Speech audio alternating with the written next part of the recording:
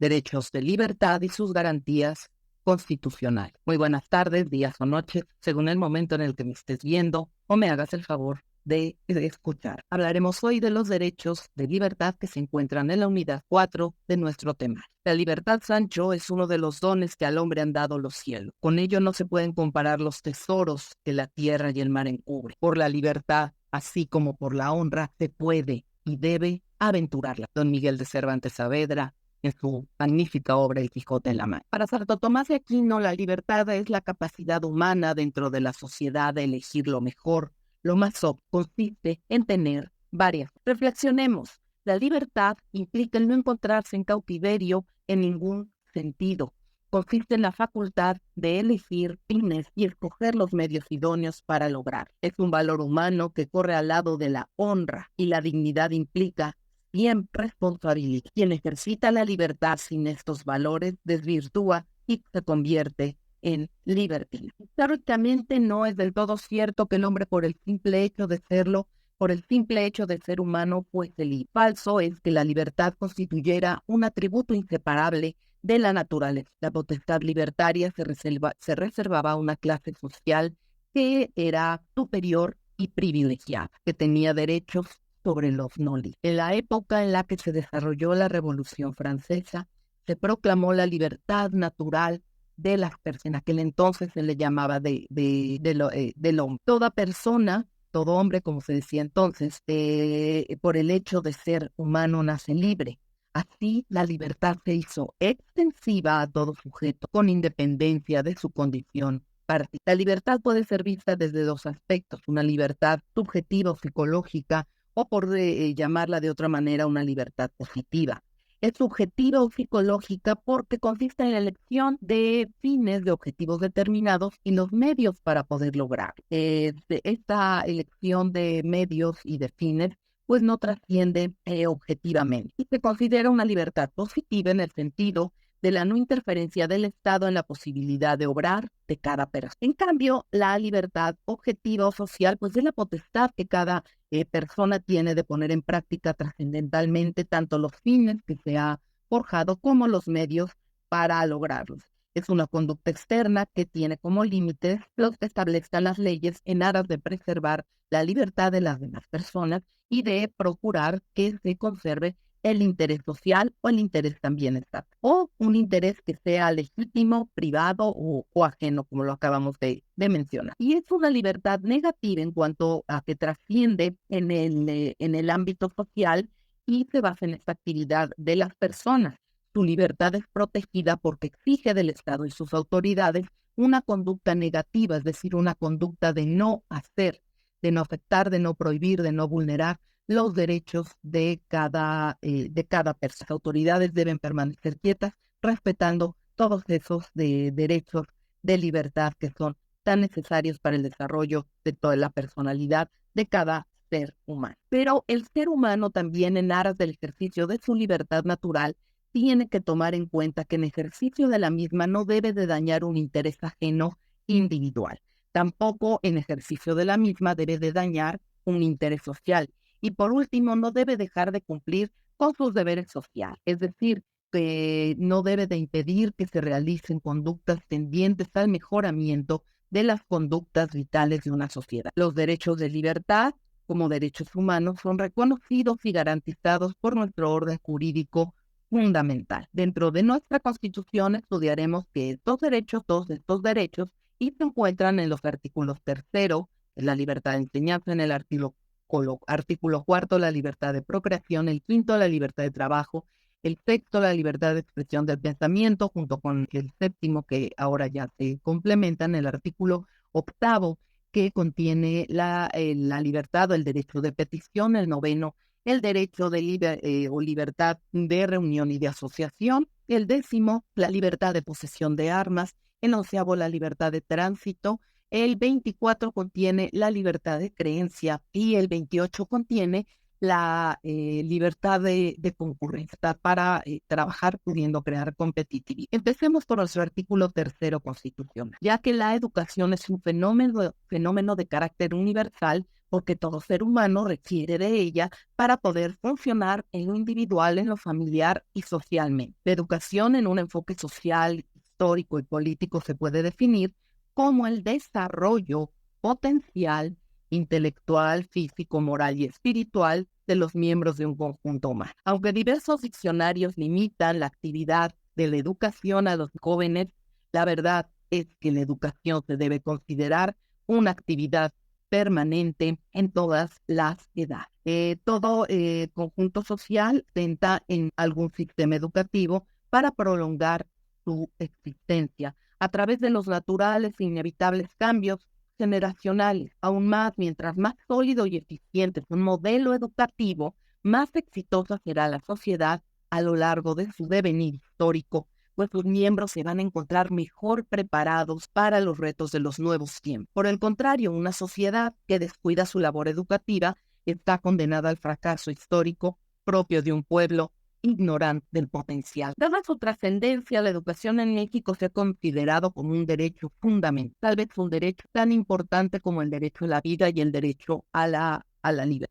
Desde nuestra Constitución de Apatzingán en 1814 hasta el tiempo presente, la educación ha sufrido diversas denominaciones, pero se ha enfocado siempre a un régimen o a una forma de educación. Se le ha llamado con denominaciones pues, sinónimas como instrucción, ilustración, etc. Por eso la educación en México se ha considerado un derecho humano a lo largo ya del convencionalismo que hemos venido implementando desde la Proclamación de los Derechos Humanos de 1940, cuando México empieza a firmar tratados internacionales y empieza a aceptar las directrices que sus organismos marcan en varios rubros de la vida de un Estado en defensa, sobre todo, de los derechos humanos y en que estos se hagan reconocidos de una manera progresiva. Por esto es que la Declaración Universal de los Derechos Humanos de 48 añade que la educación debe promover actividades de las Naciones Unidas para el mantenimiento de la paz. Esta organización, como ya sabemos, se forma después de la Segunda Guerra Mundial. Entonces, en la educación debe implementarse la promoción de la paz y el derecho preferente de los padres para escoger el tipo de educación que quiere que tengan sus hijos. Y esto es importante porque establece ya una libertad de educación y la concibe como la facultad de elegir por parte de los padres diversas ideologías para que sus hijos se eduquen. Dentro de la libertad de educación está pues ya implícito el derecho, la educación como un derecho, entendiendo la del derecho social como la obligación que tiene el Estado para darle a todo su pueblo una educación. El artículo 3º constitucional estableció una reforma significativa. Ya se había venido reformando el artículo 3º, tuvo reformas en 1934, en 1946, pero a lo largo de sus reformas han quedado claras cuáles son las bases de la educación. La última reforma que tuvo este artículo es del 15 de mayo de 2019 y se establecen las directrices de la educación como las quería el presidente en turno, que se reforman en algunas cuestiones, pero conservan los principios que ya se habían ido dando desde la Constitución de 1917. Entonces, en nuestro artículo 3º se establece que la rectoría de la educación corresponde al Estado. Establece cuál es la educación que se considera obligatoria, que es la básica, y esa educación básica comprende desde la inicial, la preescolar, la primaria y secundaria, además de la media superior. Esta es la educación básica y la educación básica es obligatoria. Todo habitante mexicano debe contar con esta educación obligatoria que va desde la educación inicial, pasando, repito, por la preescolar, por la primaria, la secundaria y la media superior. El artículo 3º establece el derecho a la educación inicial, de lo que venga antes del preescolar, del kinder, como un derecho de la niñez. Y el Estado tiene la obligación de concientizar a los padres de la importancia de que el niño empiece a socializar desde pequeño y adquirir ciertos conocimientos siempre en compañía de sus padres. El cuarto punto que establece el artículo tercero constitucional es que toda educación que imparte el Estado va a ser obligatoria, ya vimos cuál es la educación obligatoria, va a ser universal para abrir el pensamiento y no centrarse nada más en determinadas corrientes, va a ser inclusiva para que el educando aprenda a aceptar las diversas formas de ser y de pensar de los otros seres humanos, va a ser pública, es decir, para todos, gratuita, no se va a cobrar por ella, y va a ser laica, es decir, va a haber ausencia de toda doctrina religiosa dentro de la educación que imparta el Estado. No así en la educación particular, en donde está permitido que los ministros de culto impartan también educación, de acuerdo a las reformas que se dieron en el año de 1992 al artículo 130 constitucional. En la reforma del 15 de mayo de 2019, además de establecer que va a ser una educación de excelencia, pues se desaparece un organismo autónomo hasta aquel entonces considerado, que era el Instituto Nacional de la Evaluación Educativa, y se crea el Sistema Nacional de Mejora Continua de la Educación. Para profundizar en cómo está compuesto todo este sistema, que ya son cuestiones un poquito más administrativas, yo los invito a que le den una lectura a nuestro artículo tercero constitucional. Además de contener esta libertad de educación, de contenerla como un derecho social, de marcar cuál es la obligación obligatoria, que la educación que presta el Estado va a ser una educación gratuita, se establece también la autonomía universitaria. La autonomía universitaria pues ya no ha sido tópico de discusión desde hace muchos años, porque tal vez en los círculos cerrados pues o no sea sujeto a cuestionamientos judiciales, pero tiene un gran impacto indirecto que es de extraordinaria trascendencia, dado el papel fundamental y medular que prestan las escuelas de educación superior en todos los ámbitos de la vida y de la actividad social que realizamos todas las personas. Los aspectos de mayor relevancia que caracterizan a la autonomía universitaria son: número 1, el autogobierno; número 2, la libertad de cátedra y de investigación; tercero, el libre examen; el cuarto, la discusión de ideas; quinto, la propia determinación de sus planes y programas; sexto, las carreras académicas, la libre determinación de carreras académicas; y por último, la administración de su patrimonio, rigiendo sus relaciones laborales conforme al apartado A del artículo 123 constitucional. Nuestra autonomía universitaria no es algo que se haya logrado fácilmente. Se consagra después de muchos esfuerzos en el año 1929.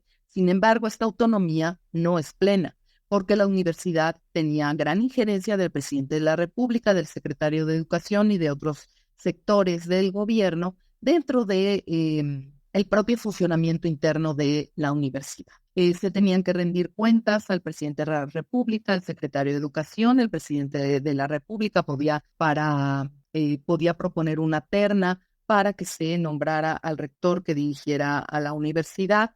En fin, muchas cuestiones que sí nos daban una autonomía, pero no plena. Fue hasta el año de 1945 con una reforma a la ley orgánica, y esa reforma a la ley orgánica de la propia universidad, que es aprobada por el Congreso de la Unión, entonces ya nos dota de una autonomía plena sin tener que rendir cuentas a los órganos del Estado. No es que la universidad no sea transparente y no se rindan cuentas, pero se rinden cuentas a la propia comunidad universitaria. Eso fue en el año de 1945, y en el año 1980, bajo el sexenio de López Portillo, ya se establece en la Constitución el carácter autónomo de las universidades. Es decir, ya se consagra, ya se eleva a rango constitucional la autonomía universitaria. Siguiendo con la libertad, veamos qué dice nuestro artículo 4.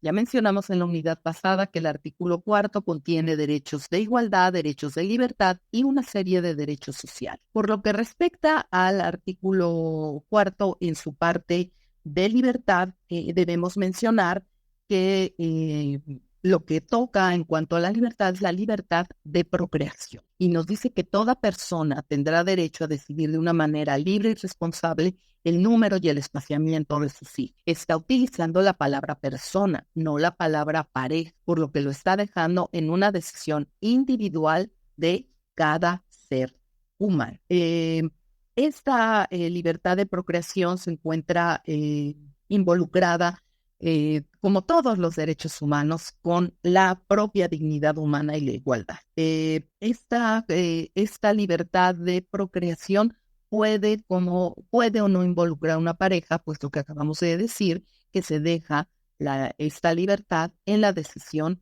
de la persona. ¿Qué obligaciones tiene la persona? Pues informarse para que sea de verdad una decisión libre, responsable, informada sobre el número de espaciamiento de sus hijos. Pues debe de informarse sobre métodos anticonceptivos, sobre enfermedades de transmisión sexual, es decir, todo lo que tenga que ver con la salud reproductiva. Tiene que hacer conciencia de lo que implica traer un ser humano, del costo, del tiempo y del amor que se le tiene que dedicar. Por su parte, el Estado tiene que cumplir su misión de una obligación negativa, es decir, no va a limitar el número de hijos que quiera tener una persona, hacia que sea por sí misma o que esté dentro de una relación y que sea una pareja. No tiene que limitar el número de hijos. Lo que tiene que hacer como obligación correlativa es brindar información sobre todas estas cuestiones de salud sexual y todas las cuestiones de planificación familiar, y además otra de sus obligaciones es no penalizar a las mujeres que quieran intervenir su embarazo de acuerdo al tiempo que establecen diversas leyes en algunos estados de la República Mexicana. Dentro de esta parte, pues es importante que el Estado guarde la distancia que debe de tener, primero, repito, para no limitar el número de hijos que quiera tener una pareja, y fomentar esa paternidad, maternidad, esa procreación responsable.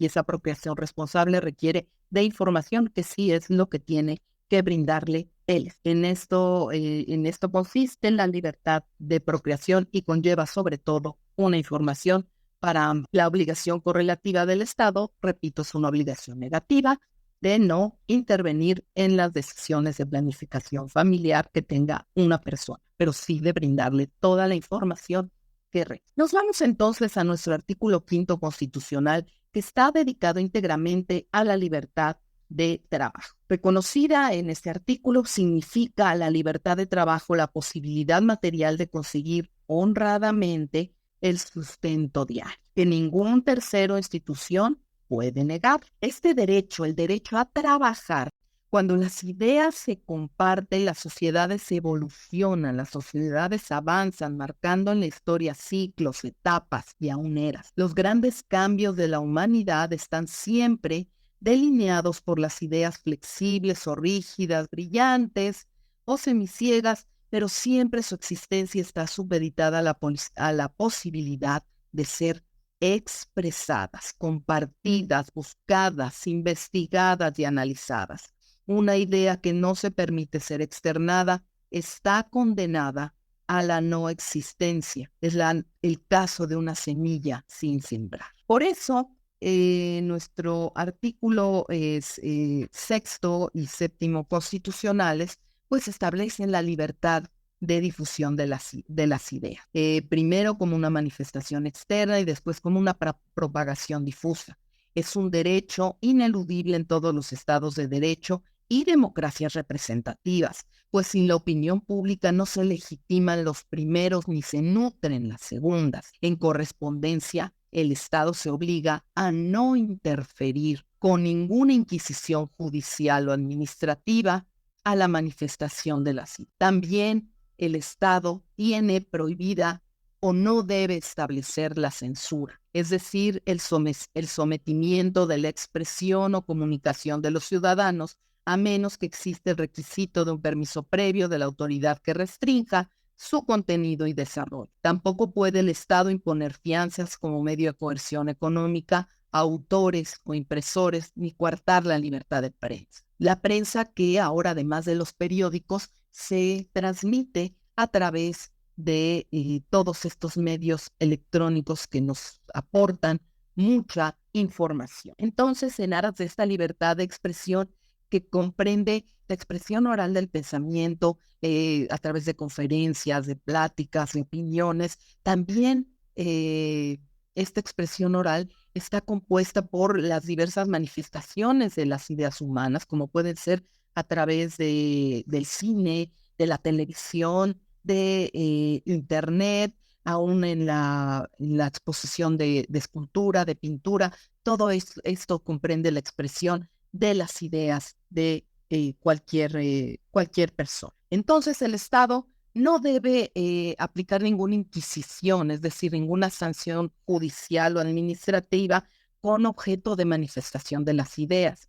Tampoco puede aplicar esa previa censura, como lo dijimos, es decir, calificar una idea con el objeto de si es pertinente o no que ésta se lance. Y por último, el Estado tampoco puede exigir una fianza por los daños que pudiera ocasionarle la emisión de determinadas ideas. Como todo derecho, la expresión y comunicación de las ideas tiene sus límites, pero por la relevancia del bien jurídico tutelado, estas limitaciones están tasadas y especificadas por nuestra propia Constitución. Es decir, es la propia Constitución, el máximo ordenamiento de nuestro país, quien establece cuáles son las limitantes a la libertad de expresión del pensamiento. Y las limitantes son las siguientes: que no se ataque a través de la expresión del pensamiento la moral, los derechos de tercero, que no se den ataques a la vida privada o que esa libertad de expresión del pensamiento pueda ser la causa de la comisión de algún delito o que se perturbe la paz y el orden. Tomando en cuenta estas limitantes, somos cuidadosos. Todas las ideas pueden ser expresadas y compartidas públicamente. Todas estas limitaciones implica que si bien la censura y herramientas similares están excluidas como mecanismos de control de contenidos, la intervención del Estado pues sí es factible siempre y cuando ocurra dentro del marco de la ley, a través de la atribución de responsabilidades penales, civiles o administrativas posteriores a la expresión y difusión de la idea, siempre y cuando esa idea esté lesionando, como decimos, como acabamos de mencionar, cuando se ataque a la moral, los derechos de tercero, que es otra persona, los ataques a la vida privada de las personas, y cuando se refiere, por ejemplo, a servidores públicos, es difícil tratar de delimitar dónde queda la vida pública de este servidor y dónde está su vida privada. Entonces ahí se requiere de todo un análisis para decir que alguna expresión de las ideas está atacando la vida privada de estos servidores públicos. La libertad de expresión de las ideas no debe de causar ningún delito, tampoco debe perturbar el orden público ni la paz. Entonces, si se da alguna de estas circunstancias, pues sí puede ser limitada la expresión de las ideas por parte del Estado. Nuestro artículo 6º constitucional, además de consagrar esta libertad de expresión de las ideas, consagra el derecho a la información en el contexto de la libertad de manifestación de las mismas, porque la tutela garantista no se limita a que las ideas propias del gobernado, es decir, incluye la posibilidad en el artículo 6º también de acceder, de investigar, de recibir, de comunicar ideas de toda naturaleza, de toda índole, incluidas las ajenas. Es decir, no se limita el artículo 6º a permitir la libre expresión del pensamiento, sino también nos lleva al derecho que tenemos para recibir información, para investigar, para buscar ideas ajenas, ¿sí?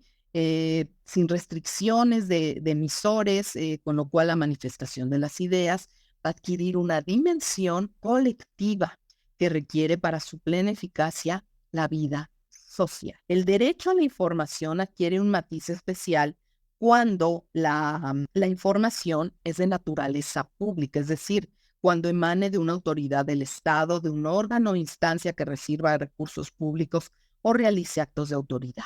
En este caso, el Estado debe ejercer la más amplia apertura al permitir el acceso del público, acorde al principio conocido como de máxima publicidad, pues en principio, todos los contenidos pertenecen absolutamente a toda la colectividad. Sin embargo, cierta información, así lo marca la ley, se puede considerar como una información que requiera cierta protección y se le considera a esta información como una información reservada o una información a la que no pueda accederse en aras de proteger la vida privada, los datos personales de terceros, la información reservada por razones de interés público o de seguridad nacional. Y para garantizar este derecho de acceso a la información pública,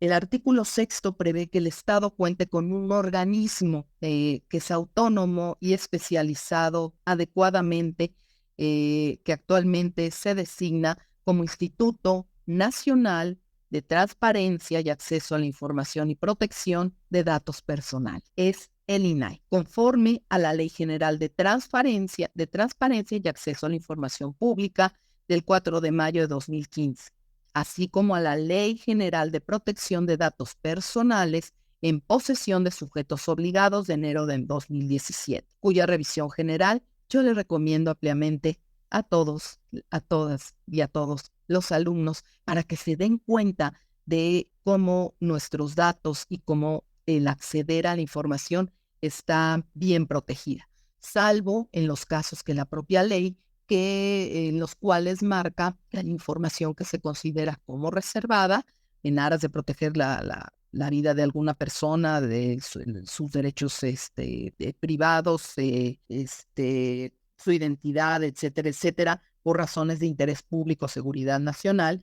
Esa es la información reservada y la confidencial. La ley marca que hay información reservada y ella misma va a determinar por cuánto tiempo no se va a dar a conocer y información que será confidencial, la que se supone que nunca va a ser dada a conocer.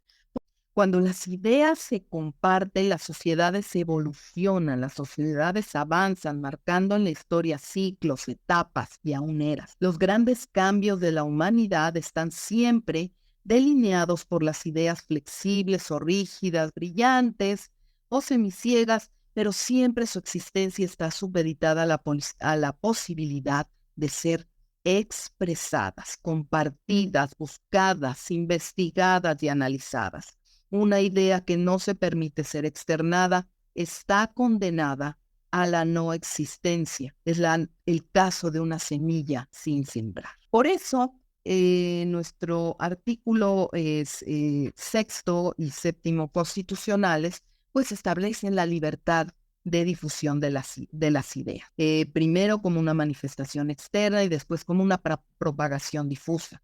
Es un derecho ineludible en todos los estados de derecho y democracias representativas, pues sin la opinión pública no se legitiman los primeros ni se nutren las segundas. En correspondencia, el Estado se obliga a no interferir con ninguna inquisición judicial o administrativa a la manifestación de las ideas. También el Estado tiene prohibida o no debe establecer la censura, es decir, el sometimiento de la expresión o comunicación de los ciudadanos, a menos que exista el requisito de un permiso previo de la autoridad que restrinja su contenido y desarrollo. Tampoco puede el Estado imponer fianzas como medio de coerción económica a autores o impresores, ni coartar la libertad de prensa. La prensa que ahora, además de los periódicos, se transmite a través de todos estos medios electrónicos que nos aportan mucha información. Entonces, en aras de esta libertad de expresión que comprende la expresión oral del pensamiento a través de conferencias, de pláticas, de opiniones, también esta expresión oral está compuesta por las diversas manifestaciones de las ideas humanas, como pueden ser a través del cine, de la televisión, de internet, aún en la exposición de escultura, de pintura. Todo esto comprende la expresión de las ideas de cualquier persona. Entonces, el Estado no debe aplicar ninguna inquisición, es decir, ninguna sanción judicial o administrativa con objeto de manifestación de las ideas. Tampoco puede aplicar esa previa censura, como lo dijimos, es decir, calificar una idea con el objeto de si es pertinente o no que ésta se lance. Y por último, el Estado tampoco puede exigir una fianza por los daños que pudiera ocasionarle la emisión de determinadas ideas. Como todo derecho, la expresión y comunicación de las ideas tiene sus límites, pero por la relevancia del bien jurídico tutelado, estas limitaciones están tasadas y especificadas por nuestra propia Constitución. Es decir, es la propia Constitución, el máximo ordenamiento de nuestro país, quien establece cuáles son las limitantes a la libertad de expresión del pensamiento. Y las limitantes son las siguientes: que no se ataque a través de la expresión del pensamiento la moral, los derechos de tercero, que no se den ataques a la vida privada o que esa libertad de expresión del pensamiento pueda ser la causa de la comisión de algún delito o que se perturbe la paz y el orden. Tomando en cuenta estas limitantes, somos cuidadosos, todas las ideas pueden ser expresadas y compartidas públicamente. Todas estas limitaciones implica que si bien la censura y herramientas similares están excluidas como mecanismos de control de contenidos, la intervención del Estado pues sí es factible siempre y cuando ocurra dentro del marco de la ley, a través de la atribución de responsabilidades penales, civiles o administrativas posteriores a la expresión y difusión de la idea, siempre y cuando esa idea esté lesionando, como decimos, como acabamos de mencionar, cuando se ataque a la moral, los derechos de tercero, que es otra persona, los ataques a la vida privada de las personas, y cuando se refiere, por ejemplo, a servidores públicos, es difícil tratar de delimitar dónde queda la vida pública de este servidor y dónde está su vida privada. Entonces ahí se requiere de todo un análisis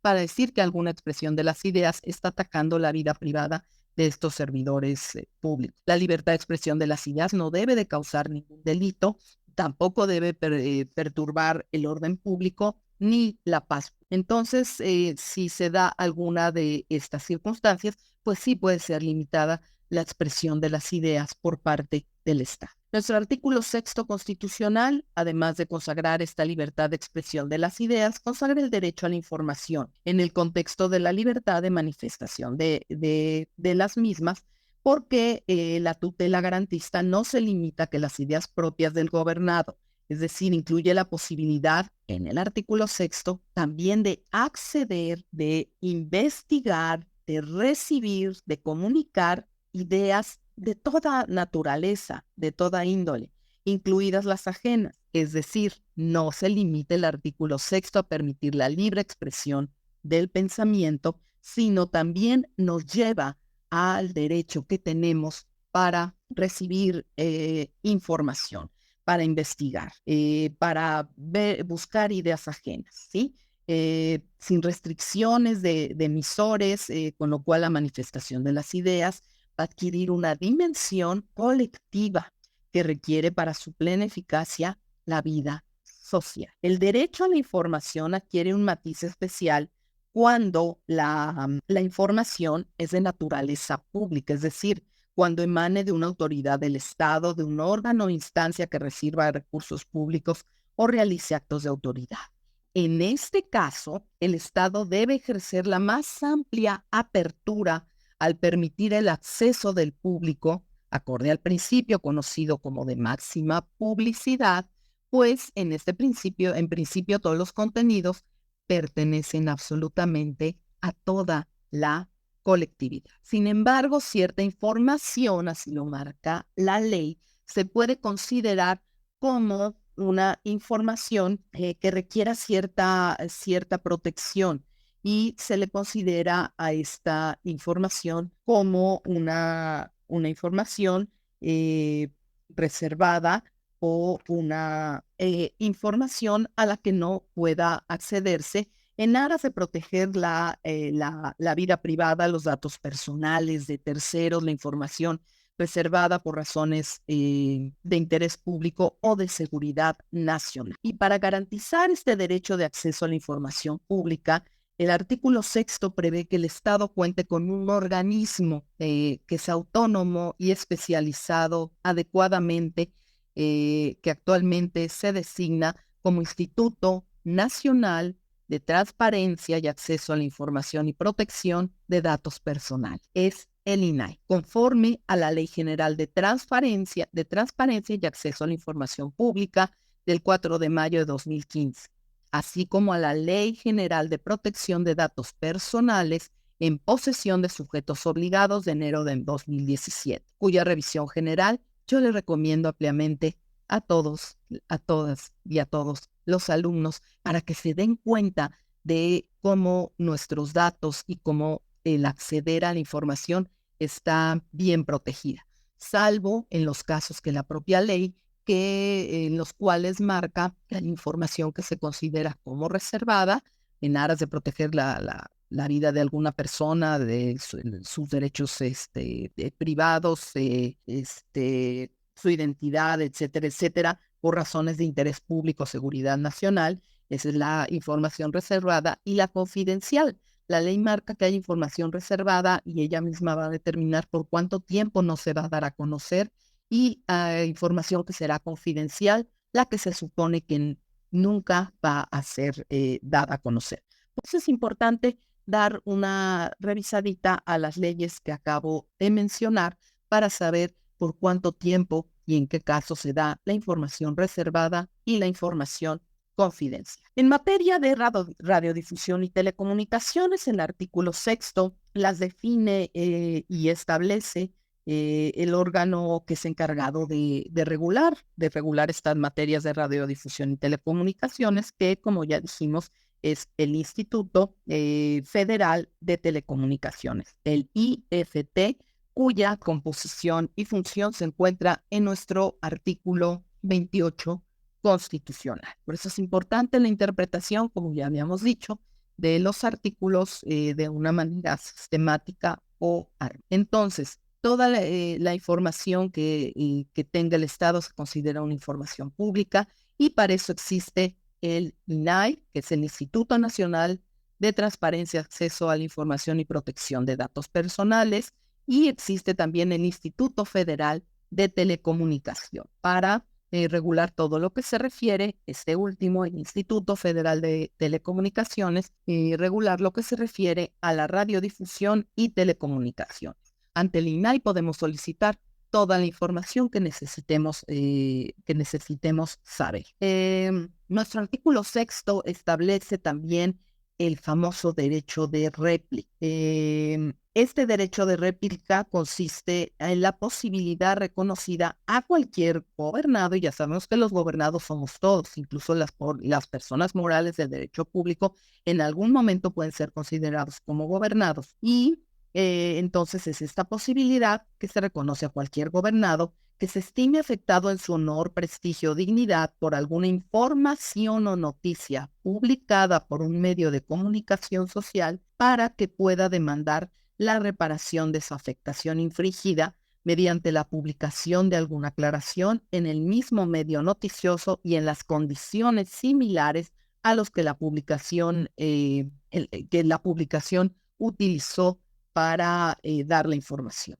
El derecho de réplica se centra en informaciones, no en opiniones, en informaciones que sean inexactas o agraviantes. Este tipo de informaciones inexactas, que no sean totalmente ciertas, o agraviantes, que siendo ciertas estén causándole un daño a la persona, entonces deben de otorgar este derecho para defenderse en el mismo medio que la publicó o quien haya dado esa noticia con información de esta naturaleza, pues que lo haga a través de una disculpa que puede darse por el propio medio, o permitir que la persona aclare la situación. De no suceder estas cuestiones, ya de acuerdo a la ley del derecho de réplica, pues se van a poder llevar todo un proceso para el resarcimiento del derecho de réplica y los perjuicios que éste haya causado. Nuestro artículo 7º constitucional nos habla del derecho a la difusión de ideas por cualquier medio escrito y electrónico. Esto fue lo que cambió totalmente desde la reforma que se dio en materia de derechos humanos. Entonces, en este artículo 7º que nos permite el derecho a difundir las ideas por cualquier medio escrito y electrónico, no puede ser restringido por controles ni oficiales ni privados. Así, los gobiernos han publicado un gran esfuerzo de garantizar el acceso de Internet a sus ciudadanos. A través del uso de las tecnologías de la información y de la comunicación que están en estos 12 artículos, es que todas las personas podrán allegarse de información. Y la información es básica en un régimen democrático como lo es el nuestro. Por ello, cuando hablamos de legislar Internet, pues debe ser útil para considerar no la censura, no el quitarlo, pero sí considerar reglamentarlo en algunas legislaciones para ver cómo se puede dar el desarrollo normativo del mismo, cómo van a resultar limitados los derechos de libertad, sus intentos de control o censura, el desarrollo penal que se dé de diversos llamados ciberdelitos. Entonces, como pueden ser el sexting, los fraudes financieros, los robos de personalidad, las fake news, el hackeo o incluso la manipulación de los procesos electorales. En ese sentido, es que sí deben regularse el uso de Internet a través de todos estos medios, de las tecnologías, de la información y de la comunicación. También debe regularse para proteger la identidad y los hechos de las personas, sobre todo proteger a los niños y a los adolescentes. Continuando con la libertad, tenemos nuestro artículo 8º constitucional que consagra el derecho de petición. Este derecho de petición es uno de los derechos humanos más reconocidos por la sociedad. Su contenido se refleja, en su contenido se refleja su nombre, el derecho de pedir, la facultad que tiene todo gobernado para solicitar algún tipo de acción a las autoridades. Tiene su fundamento, como digo, este derecho de petición en el artículo 8º de nuestra Constitución Política. Este derecho de petición es de gran importancia, pues nos permite, en principio, poder solicitar de manera expresa cualquier información a los funcionarios y empleados públicos, por lo que resulta sumamente importante conocer cuál es el contenido y el sentido de este mandamiento constitucional. El término derecho de petición engloba en sí mismo su significado. Es decir, cuando hacemos referencia a la palabra derecho, lo hacemos en el sentido de que es una facultad. En este aspecto, la facultad corresponde en principio a todos los gobernados. Ahora bien, si la facultad le anexamos el adjetivo petición, es claro que nos referimos a la facultad que tiene todo gobernado de solicitar algo. Debemos comprender y entender en qué términos debe hacerse esa solicitud de pedir algo y cuáles son los límites. Para que una petición sea tomada en cuenta por la autoridad, debe realizarse de acuerdo a nuestro texto constitucional con 3 características. Debe ser de manera por escrito, de manera pacífica y respetuosa. Ante una petición que eleva un gobernado a la autoridad sin mayores requisitos generalmente, a menos que tome la forma de una acción procesal, lo explico en un momento, no se requieren mayores requisitos y ante esta petición la autoridad tiene una obligación. Su obligación es la de siempre contestar, responder por escrito a la petición que le ha elevado el gobierno, ya sea indicando que no es autoridad competente, concediendo o negando la petición, y la obligación de las autoridades corresponde o debe realizarla en responder, más no en conceder lo que el gobernado le está. Y si el gobernado no está obligado a fundar y a motivar su petición, la autoridad sí está obligada a fundar y a motivar, es decir, a decir en qué ley, en qué precepto específico está basando su contestación, y a hacer un razonamiento lógico-jurídico del por qué está utilizando esa ley respecto a la petición que el gobernado le está elevando. Entonces, la autoridad sí tiene la obligación específica de sustentar y motivar su contestación respecto a la pregunta o a la petición que le ha elevado el gobierno. Nuestra Suprema Corte de Justicia ha marcado que pues la respuesta que deben dar las autoridades a una petición que se les haga, pues debe darse de acuerdo al tiempo razonable para que la autoridad conteste, pero siempre este término no puede exceder el plazo de 4 meses. Dijimos que en ese sentido el derecho de pedir en algunas ocasiones toma la forma de una acción procesal, es decir, a través del ejercicio del artículo 8 constitucional, yo estoy accediendo a la justicia. Estoy pidiendo que se realice justicia para mí y en ese sentido pido a la autoridad que me proteja. Cuando se hace de esta manera, cuando el derecho de petición toma la forma de una acción procesal, entonces se está dando la doble naturaleza de la petición, porque es una libertad y es un derecho de seguridad jurídica cuando se da también en estas circunstancias. Y cuando se da como un derecho de seguridad jurídica, que estoy iniciando una acción procesal, pues ahí sí ya mi petición debe llevar mayores características que la de simplemente por escrito, de manera pacífica y respetuosa. Y tengo que adjuntar los documentos conducentes para probar mi acción. Lo que no quiero que quede olvidado es esta doble naturaleza que tiene el derecho de petición. Es una libertad y es un derecho de seguridad jurídica. Muchos autores lo manejan en la parte de la seguridad jurídica, en lo que se refiere a la protección, al derecho que se tiene de iniciar de una acción y que mueva todo el mecanismo procesal para la dicción de la algo contrario también a este derecho de petición en el cual la autoridad está obligada a contestar por escrito en breve término, y ese breve término no debe entenderse mayor a 4 meses, es la negativa ficta o el silencio administrativo. Es una figura distinta al derecho de petición y está regulada en el artículo 37 del Código Fiscal de la Federación y no tiene como finalidad obligar a las autoridades a resolver en forma expresa, sino que ante la falta de contestación por más de 3 meses que las autoridades no hayan dado al gobernado, se entiende que la petición le ha sido negada. Entonces, al serle negada, pues debe de iniciar otras cosas, si es que otros procedimientos, si es que el gobernado quiere que su petición sea tomada en cuenta y sea sobre todo resuelta. Para muchos estudiosos del derecho, la existencia de la negativa ficta deja al gobernado en cierto estado de indefensión, pues al no tener la autoridad, en este caso la autoridad fiscal, la obligación de responder en un plazo no mayor a 3 meses, se entiende como que le ha negado la petición, pues esto al tener este silencio administrativo es que el gobernado queda en cierta indefensión, por lo que siempre pedimos que las contestaciones se den de una manera escrita. Papelito habla, así nos gusta, para que queden bien cimentadas las peticiones y las respuestas que la autoridad nos da.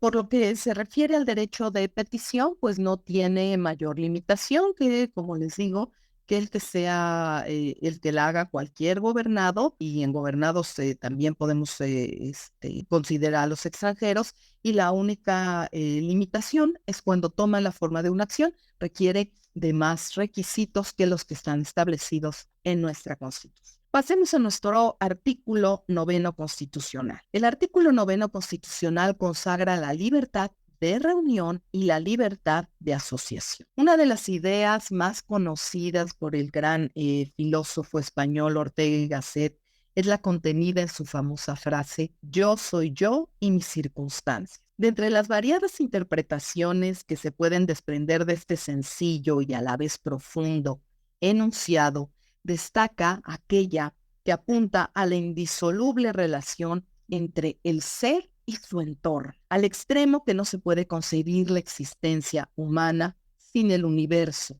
que la está rodeando, y fundamentalmente sin los semejantes, sin las otras y sin los otros. Pues además de esto, recordemos que el hombre, de acuerdo a Aristóteles, es un ser social, que nadie que no se parece nadie a nadie, todos somos distintos total. Por eso el ser humano, al ser un ser social, requiere que éste pues tenga el intercambio de ideas y el reconocimiento con otros seres humanos. Desde una óptica jurídica, el fenómeno de la conectividad social manifiesta una dualidad de naturaleza que principalmente temporal o que genera los derechos de libertad que constitucionalmente están en el artículo 9.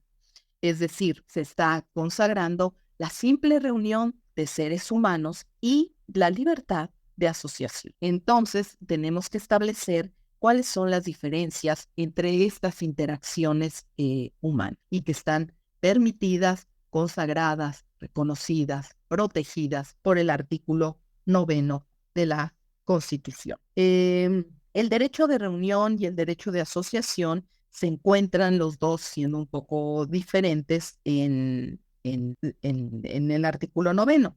Podemos decir que las características primero del derecho de reunión son las siguientes. El derecho de reunión no implica la creación de una nueva persona jurídica. Este derecho de reunión lo que está haciendo es simplemente tener un contacto con un mismo objetivo y que ese contacto sea transitorio, ocasional y esporádico. Los efectos jurídicos se rigen en tiempo de la congregación física de los participantes y es una organización informal, como decimos, esporádicas. El grupo que está reunido per se por él no requiere para el ejercicio de esta libertad el permiso de ninguna autoridad estatal. Por obvias razones físicas, materiales, un individuo solo puede participar activamente en una sola reunión. Nadie tiene el don de la ubicuidad. Y también, por obvias razones, en las reuniones solo pueden intervenir personas físicas. Cuando se cumple el objeto de la reunión, esta desaparece, se desintegra. Distinto del caso de las asociaciones. Las asociaciones, a diferencia de la reunión, necesariamente conllevan en su ejercicio la creación de una nueva persona jurídica. Ese ejercicio, entonces, al crearse una nueva persona jurídica, el ejercicio es constante y es permanente y sus efectos jurídicos son continuos. La asociación requiere para su conformación del permiso de la autoridad estatal. A través de esta figura que es asociación, ya las sociedades son otra cosa, y un individuo no tiene que limitarse a ser miembro de una sola asociación, puede pertenecer a varias, puesto que en su conjunto ya se está formando otra persona distinta, es una persona moral, en tanto que en la reunión pues solo puede participar en una sola reunión, en la asociación puede pertenecer a varias asociaciones. Además, en las asociaciones pueden participar tanto personas físicas como personas morales. Es decir, una asociación que ya es una persona moral puede a su vez ser miembro de otra asociación. La característica principal es que las asociaciones persiguen un objetivo que se va a prolongar en el tiempo y por lo tanto tienen un fin constante y la necesidad de que se cree una persona distinta, una persona jurídica distinta de las de sus integrantes. ¿Qué sucede en el caso de las manifestaciones? Las manifestaciones son reuniones con las características que hemos definido, pero son reuniones que se realizan de manera ambulatoria. Una manifestación es una reunión que no está en un recinto cerrado, sino que se está moviendo. Para que sea lícita una manifestación, debe de cumplir, claro, con los principios que establece el artículo 9 para la libertad de reunión, es decir, que se haga de una manera pacífica, que tenga un objeto lícito, etcétera, etcétera, etcétera. Y además debe de interpretarse como es una expresión del pensamiento. Debe interpretarse conjuntamente el artículo 9 con el artículo 6 constitucional y estas manifestaciones en su desarrollo no deben de contravenir las características que ya mencionamos en la libertad de reunión, porque si fuera de esta manera, pues bien podrían ser disueltas por la autoridad. Entonces, si en estas manifestaciones se dan disturbios, se dan ataques a la moral, a los derechos de tercero, a la vida privada, se estén provocando delitos o perturbación del orden y de la paz pública, las manifestaciones como expresión de las ideas, como una reunión en movimiento, pues pueden ser disueltas por las autoridades. Estas relaciones son importantes recordarlas y conocer también cuáles son las limitaciones que establece el artículo 9 para las reuniones y las asociaciones, de las cuales ya sabemos cuáles son sus diferencias. La Secretaría de la Defensa Nacional es la entidad encargada de autorizar y emitir la licencia para poder portar el arma en fuego a las personas físicas. Y en el caso de las personas morales, la autorización no surge de la Secretaría de la Defensa Nacional, sino surge de la Secretaría de Gobernación y en concurrencia con la Secretaría de la Defensa Nacional.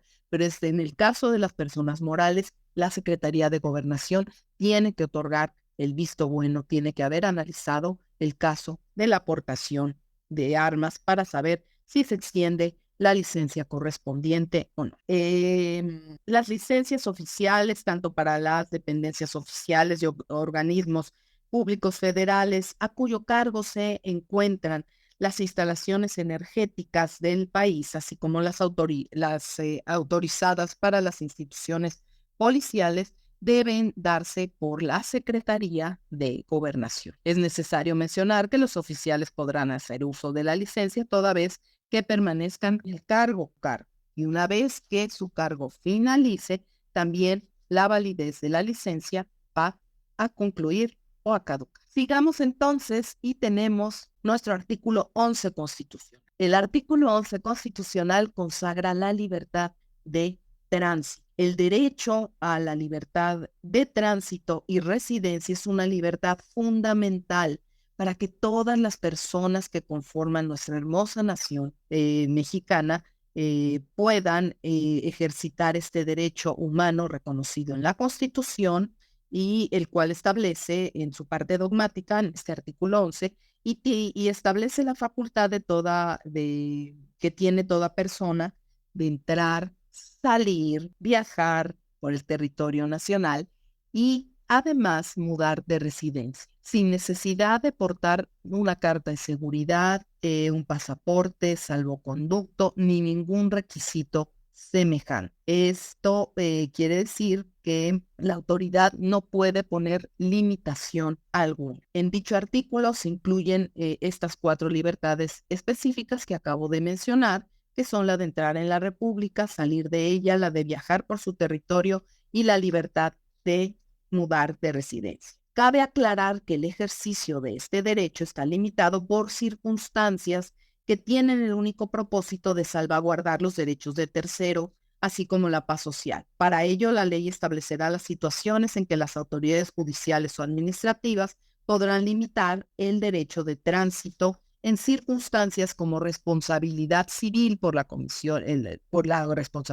responsabilidad civil y de las autoridades administrativas. También se pueden imponer limitaciones por cuestiones de carácter penal cuando se trata de la comisión de un delito, pues obviamente la autoridad jurisdiccional va a limitar el desplazamiento, la libertad psicofísica de las personas. Y también va a poder limitarse la libertad de tránsito por cuestiones administrativas, conforme a lo que dispongan las leyes de migración y de inmigración, y también conforme a las reglas de salubridad general para evitar epidemias y contagios de personas, de flora y de fauna. Quienes oigan esto después sabrán por qué sonrío, porque las autoridades están plenamente facultadas o han estado plenamente facultadas para limitar la libertad de tránsito en un caso de epidemia. En lo que se refiere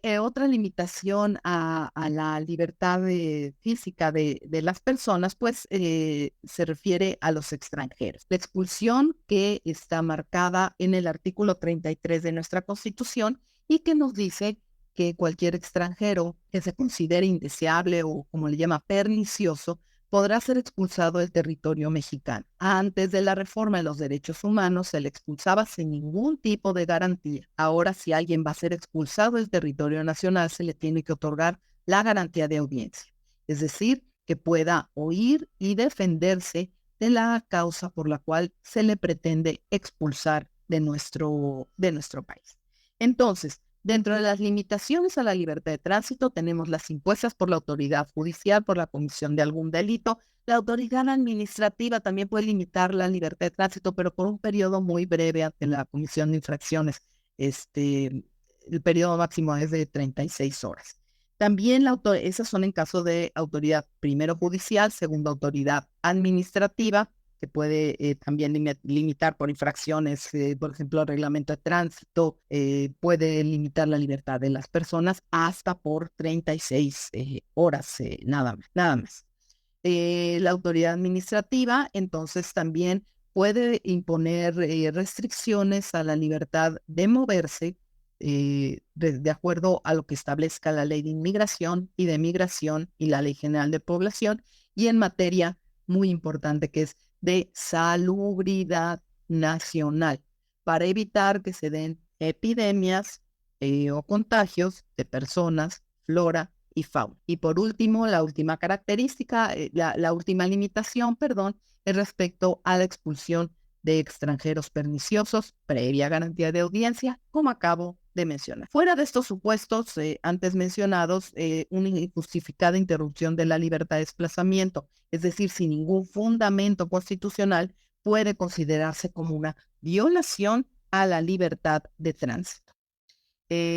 Toda detención practicada por el ejército va a resultar totalmente inconstitucional a la luz de lo dispuesto en el artículo 129, que dice que en tiempos de paz ninguna autoridad militar puede ejercer más funciones que las que tengan exacta conexión con la disciplina militar. En otras palabras, el solo hecho de que una detención sea practicada por una autoridad militar viola el 129 constitucional, así como el 11 de nuestra propia Carta Magna. También este artículo 11 establece el derecho de asilo y el derecho de refugio. El derecho de asilo hay que definirlo. El asilo es una protección que encuentra una persona objeto de persecuciones por parte de las autoridades de un Estado.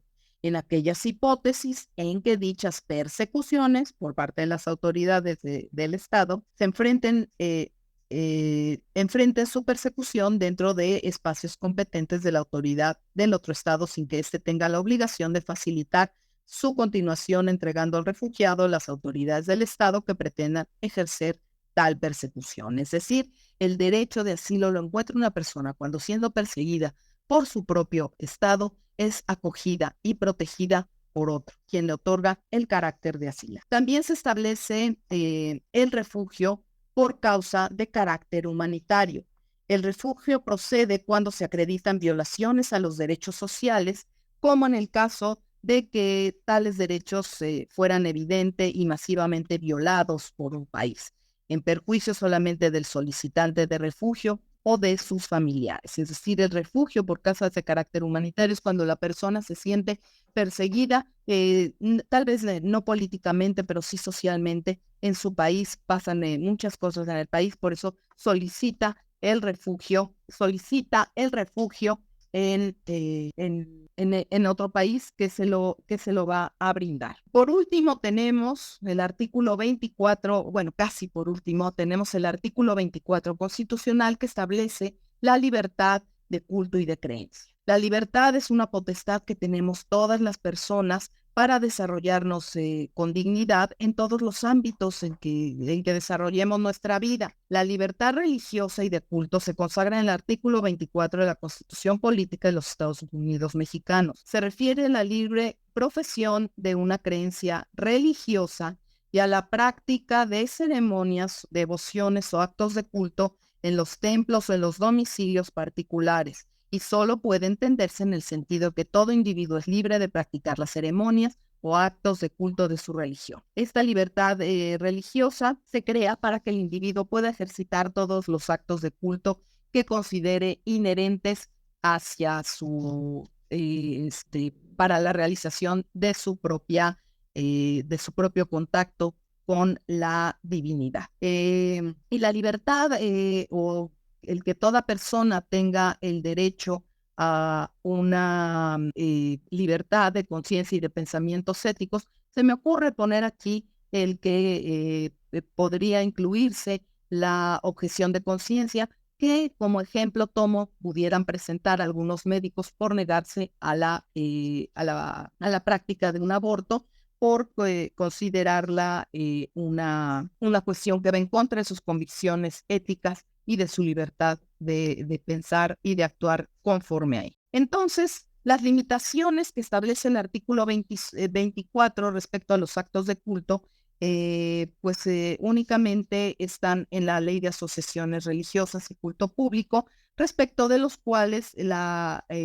pueden darse diversas situaciones, y las únicas limitantes que tienen es que en esas reuniones, en aras de los diversos cultos, de las diversas religiones, no se practique ni se dé ningún delito. Este artículo 24 va estrechamente relacionado con el 130, puesto que el 130, después de las reformas que se dieron en el año 1992, ya permite a todos los ministros de culto asociarse con fines políticos o realizar proselitismo a favor o en contra de candidato, partido, asociación política, y oponerse a las leyes del país o a sus instituciones, ni agraviar los símbolos patrios. Entonces, con esta reforma de 92, se permite ya a los ministros de culto impartir educación en todos sus niveles, en aras de esta libertad de educación también.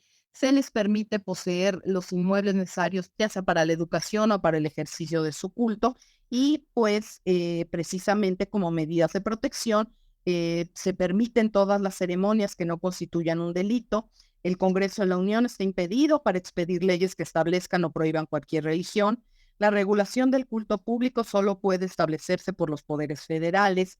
El culto público, considerado como aquella ceremonia que se practica fuera de la intimidad del hogar, o bien aquel acto al que concurren o pueden concurrir, participan o pueden participar personas de toda clase sin distinción alguna, debe realizarse dentro de los templos o sitios destinados exprofesamente para ello. Y excepcionalmente, fuera de esto, según lo prescriba la ley reglamentaria del 130, que es la ley de asociaciones religiosas, pueden darse fuera de ello. Esta es la libertad de conciencia, la libertad de creencia, la libertad de cultos, y relacionado con el 130, lo que ya pueden hacer todos los ministros de culto, de los distintos cultos. Por último, nos queda el artículo 28 constitucional, que nos establece la libre concurrencia. Este tema del artículo 28 versa sobre esta libre concurrencia, que es un derecho humano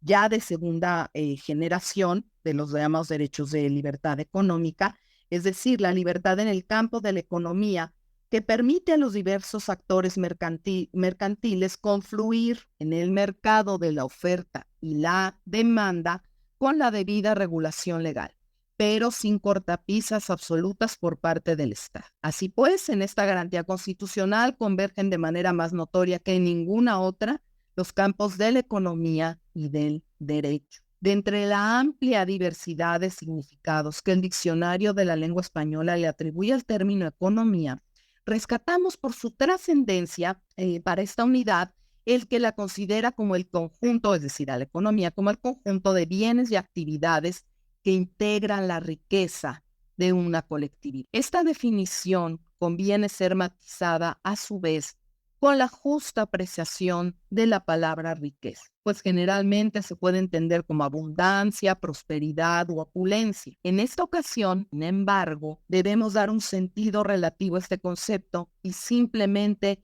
entenderemos a la riqueza como los satisfactores materiales sin atribuirle características de afluencia o escasez. Repito, en este sentido, al concepto de economía simplemente lo entenderemos como la riqueza, entenderemos en el sentido económico a la riqueza como los satisfactores materiales sin atribuirle características de afluencia. Pues la libre concurrencia consagrada en este artículo con un texto de lectura marcadamente contrario sensu, según el cual un gobernado puede hacer todo lo que le plazca en materia económica, pero dentro de un marco expreso de restricciones o circunstancias que serán precisamente el objeto de nuestro estudio y que va a girar alrededor de tres figuras: los monopolios, los estancos y las áreas extranjeras. Desde tiempos milenarios del antiguo mercantilismo fenicio hasta nuestros días, los obstáculos más frecuentes y dañinos a la libertad de concurrencia han sido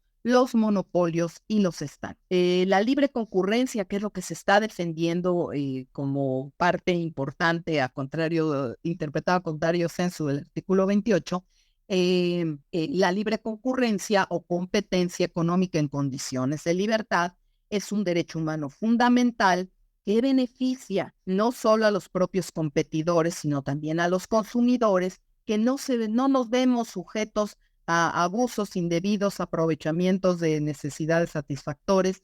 Y también esta libre concurrencia vigoriza el mercado en que estos dos factores convergen al preservar la salud y el dinamismo mercantil. Podemos afirmar que este derecho es uno de naturaleza dual, pues además de este perfil evidentemente de derecho a libertad, lo es también de igualdad, al permitir la competencia en un plano equitativo para los competidores. Nuestro máximo tribunal, la Suprema Corte, ha definido doctrinalmente este derecho en los siguientes términos: la prerrogativa que tiene cualquier individuo de acudir libremente al mercado a ofrecer bienes y servicios en condiciones de igualdad y asegurar con ello una sana competencia entre los proveedores de dichos productos o servicios con el fin de proteger los derechos sociales de la colectividad, pero siempre sin limitar la intervención del Estado. Esta es una tesis de 2004. Entonces, esta es nuestra libre.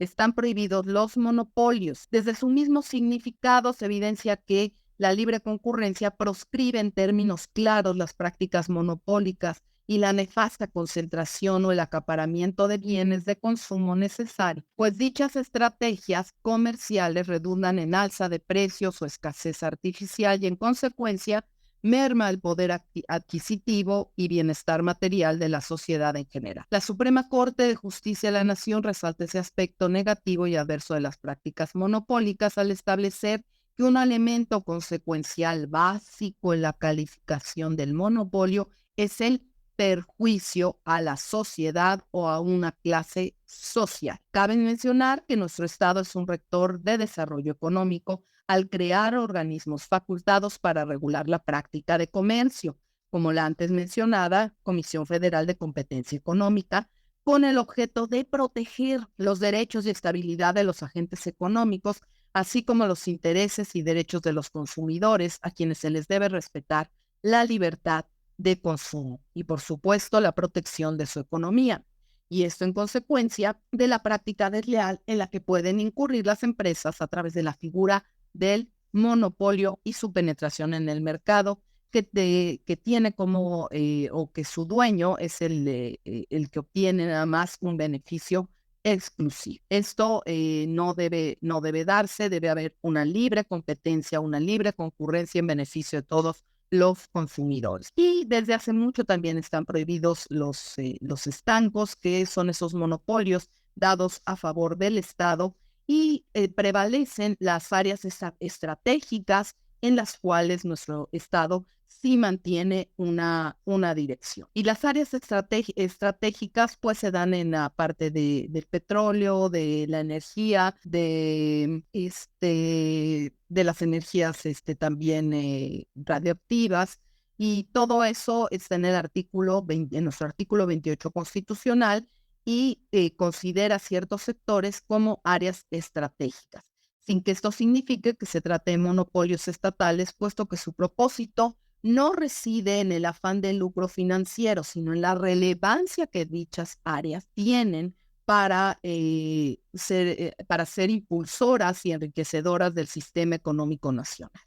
Después de revisar todas las áreas estratégicas que enlista, y yo les invito a que lean el 28 constitucional, todas las áreas estratégicas que está enlistando nuestro artículo, se debe dar un enfoque más detallado a dos campos, el de los hidrocarburos y el de la petroquímica, y el de telecomunicaciones y radiotelegrafía, así como las recientes reformas constitucionales, que ya no son tan recientes, pero son las reformas que se dieron en materia energética y de comunicación.